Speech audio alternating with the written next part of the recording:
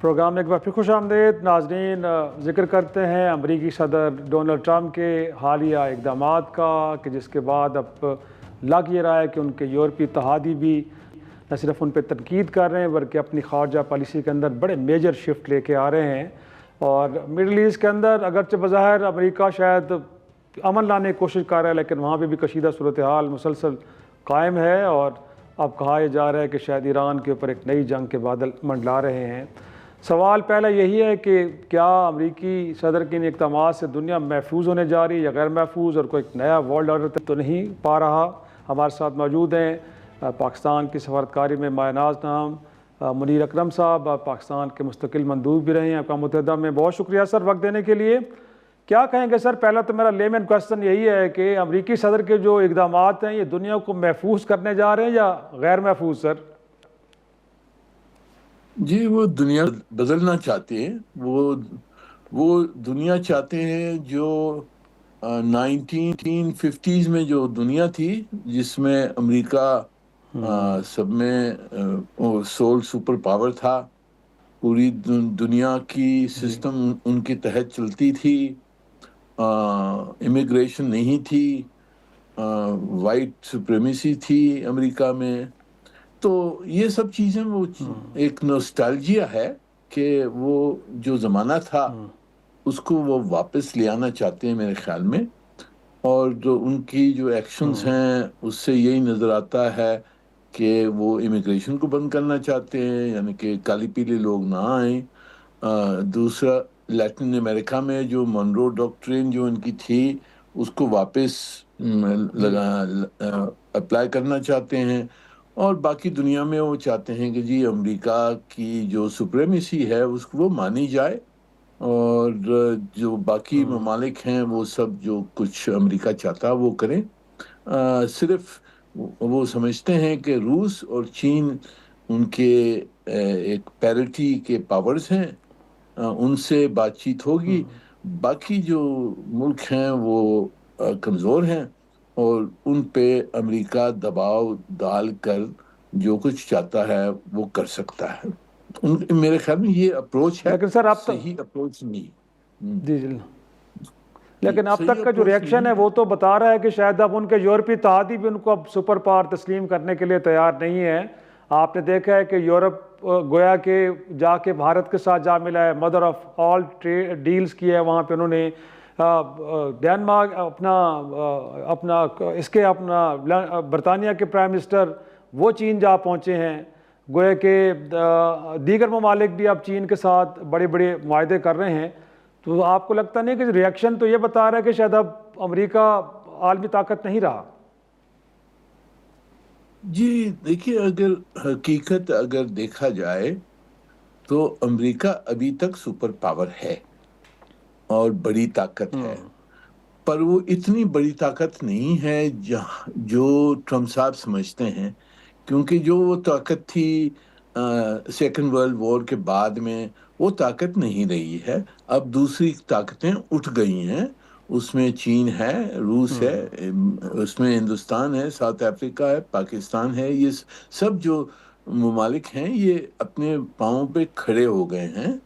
اور تو اس لیے میرے خیال میں جو وہ چاہتے ہیں کہ امریکہ اپنی دھونس کے تحت ایک جو کچھ چاہتا ہے وہ کر لے، وہ میرے خیال میں نہیں ہوگا. کافی ساری یعنی کہ بہت ساری مشکلات آگے پیش آئیں گی. اس میں جنگ ہو سکتی ہے کافی جگہوں میں. تو یہ رویہ جو ہے، جو نئی پالیسی ہے امریکہ نے جو آگے کی ہے، اس میں بہت آگے بہت کمپلیکیشنز آئیں گی.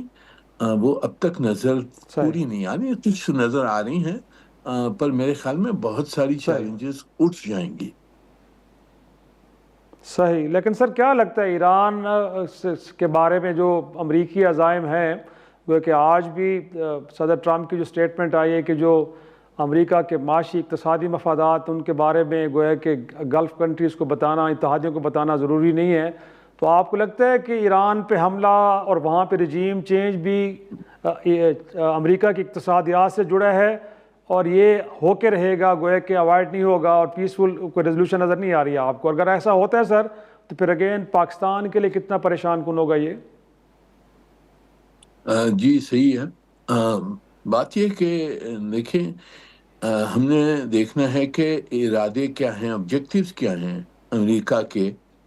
یہ حملہ تھریٹن کرنے کے لیے جو دھونس دیا ہے، ان کی جو ابھی آبجیکٹیوز ہیں وہ میرے خیال میں ان کو سمجھ آ گئی ہے کہ رجیم چینج نہیں ہوگا۔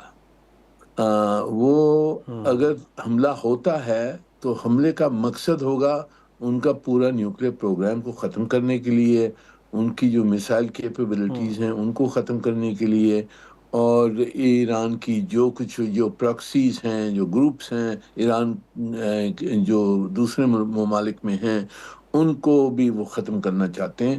یہ میرے خیال میں آبجیکٹیوز ان کی ہیں، اور اس کے لیے حملہ ہو سکتا ہے، پر حملے سے رجیم چینج نہیں ہوگی، اور میرے خیال میں وہ ان کو سمجھ آ گئی ہے۔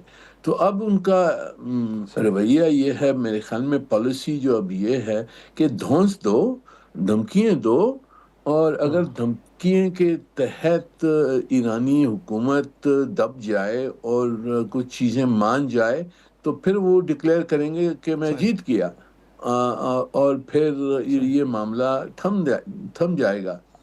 پر یہ جو کانفرنٹیشن اب ہو رہی ہے، پورا یعنی نیوی لے آئی ہے ان کے ایران کے سامنے، اب ایران کی ریاکشنز ہیں، ان کی بھی نیوی آگے بڑھ گئی ہے، تو یہ اس میں ایکسیڈنٹ ہو سکتا ہے، اور ایکسیڈنٹ کے تحت ایک بڑی جنگ ہو سکتی ہے۔ اور لاسٹلی یہ بھی جاننا چاہیں گے کہ کیا ہم کہہ سکتے ہیں کہ اگر کچھ ایسا ہوتا ہے تو پھر ایک نیا بارڈر ترتیب پا سکتا ہے، اور اس میں پھر لیڈنگ رول میں آپ کو کون سے ممالک نظر آتے ہیں سر؟ جی دیکھیں، نیا دور، نیا آرڈر تو آ رہا ہے، اس کو میرے خیال میں کوئی روک نہیں سکتا ہے۔ کیوں وہ آ رہا ہے؟ کیوں کہ بہت سارے دوسرے ممالک اب بڑی طاقتیں بن گئی ہیں، سب میں بڑی طاقت ہے چین، اور کس عرصے بعد میں چین کی جو طاقت ہوگی وہ امریکہ کی مقابلہ کر سکتی ہے۔ اور دوسری روس بھی ہے بڑی طاقت، ہندوستان بھی گرو کر رہا ہے، وہ بھی طاقت ہے، پاکستان بھی ہے، ترکی ہے، سعودی عربیہ ہے۔